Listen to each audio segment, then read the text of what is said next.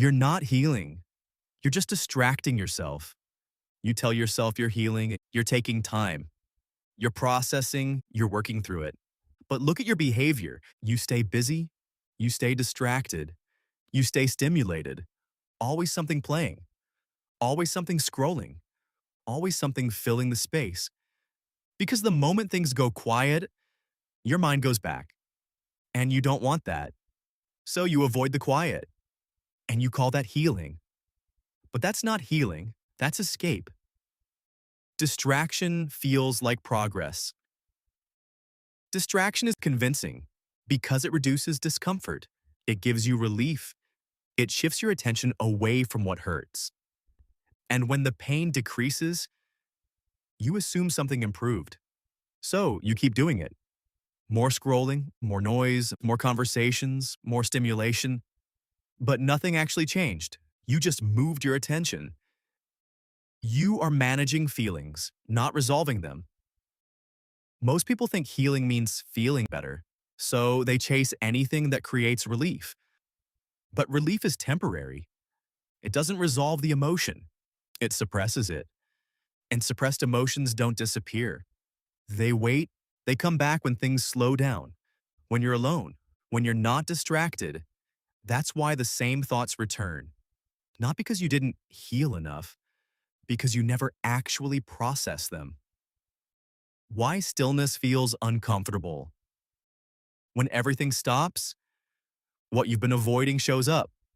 Thoughts, memories, regret, questions, unresolved tension. And your nervous system reacts. Restlessness, anxiety, urge to do something, anything, to get away from it. So you reach for distraction, not consciously, automatically, because your system learned silence equals discomfort, distraction equals relief. You trained yourself to escape. This didn't happen randomly, you trained it. Every time something felt uncomfortable, you removed yourself from it, checked your phone, turned something on, talked to someone, switched focus. That worked. It reduced the discomfort. So your brain reinforced it. Now it's automatic. Not because you're weak, because you practiced escape. Healing requires exposure. This is the part people avoid. Healing is not about avoiding discomfort, it's about tolerating it, sitting with it, allowing it, without immediately escaping it. Because when you stay, your system adapts. The intensity decreases, the reaction softens, the emotion becomes manageable. That's what healing actually is, not relief, capacity. Why you keep looping. You think you're moving forward, but your pattern hasn't changed. Avoid to relief to repeat. So the same triggers stay active. The same thoughts come back. The same emotional reactions repeat. Because nothing in the system evolved. You didn't build tolerance. You maintained avoidance. Busy does not mean better. Staying busy feels productive. But busyness can be another form of escape. You fill your schedule. You occupy your time. You stay in motion. So you never have to sit still long enough to feel what's actually there. But what you avoid doesn't disappear. It just waits. Overthinking is also distraction. Not all distraction looks like scrolling. Some of it looks like thinking, analyzing, replaying, trying to figure it out. That feels productive, but it's still avoidance. Because you're staying in your head instead of staying with the feeling. Thinking gives you distance. Feeling requires presence. And presence is what most people avoid. You don't need more input. You think you need more content, more advice, more clarity, more understanding, but you already know enough.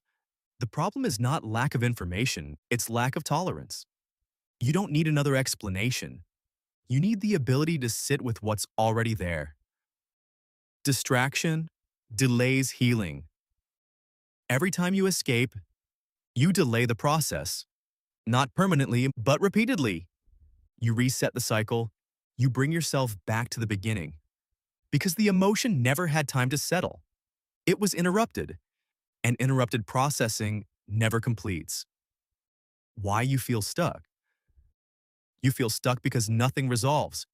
You keep returning to the same point. Same thoughts, same feelings, same patterns. Not because you're broken, because you keep interrupting the process that would move you forward. Healing is boring. This is another reason people avoid it. Real healing is not dramatic. It's not intense. It's not exciting. It's slow, quiet, repetitive. It looks like sitting with a discomfort, without reacting, without escaping, without turning it into something else. That doesn't feel productive, but it is. You expect healing to feel good. That expectation is the problem. You think if you're healing, you should feel better. But healing often feels worse before it feels better because you're no longer avoiding. You're experiencing, and experiencing brings everything up. That doesn't mean it's not working. It means you're finally facing it. Emotional tolerance is the skill. This is the real skill, not motivation, not discipline, not knowledge. Tolerance, the ability to stay with internal discomfort without needing to remove it immediately. That's what changes everything, because once your tolerance increases, your reactions decrease. Micro escapes keep you small. It's not always big distractions, sometimes it's small ones. Checking your phone, switching tabs, putting something on in the background, talking instead of sitting. These micro escapes prevent you from ever fully experiencing the emotion, so it never resolves. You don't trust yourself to handle it. Underneath all of this is one thing. You don't trust yourself to handle what you feel, so you avoid it. Because avoiding feels safer than facing something you don't think you can manage. But that belief only exists because you haven't stayed with it long enough to prove otherwise. What actually builds healing? Not distraction, not thinking, not avoiding. Staying just a little longer than you want to. Sitting with the feeling, without reacting, without escaping, letting it rise, letting it peak, letting it fall. That process builds capacity, and capacity is what creates change. The 60-second shift. When discomfort shows up, don't remove it immediately. Stay 60 seconds longer than your pattern. Not forever, just longer than before. That small extension changes your system because now you're not reinforcing escape. You're building tolerance. This is why distraction feels safe. Distraction keeps your identity intact. You don't have to confront anything. You don't have to process anything. You don't have to change anything. You just keep moving. But that safety is temporary because what you avoid stays active underneath. You are not healing. You are delaying. If your entire strategy is distraction, you are not healing. You are delaying. Delaying the discomfort, delaying the process, delaying the resolution. And the longer you delay, the longer you stay in the same place. What healing actually looks like? It looks like sitting in silence, without reaching for something, without escaping, feeling uncomfortable, and staying anyway. It looks simple, but it's not easy because your system is used to avoiding. You don't need to do more. You don't need to add more practices, more routines, more content. You need to remove the escape. That's it. Because what you're avoiding is already there, waiting to be processed. Final shift. You don't move forward by feeling better first. You move forward by staying present long enough for the feeling to change. That's the difference. Distraction removes the feeling. Healing transforms it. Final thought. You're not stuck because you're not healing. You're stuck because you keep interrupting it. Every time you escape, every time you distract, every time you avoid, you reset the process. But the moment you stop running, even for a little longer than usual, everything starts to shift.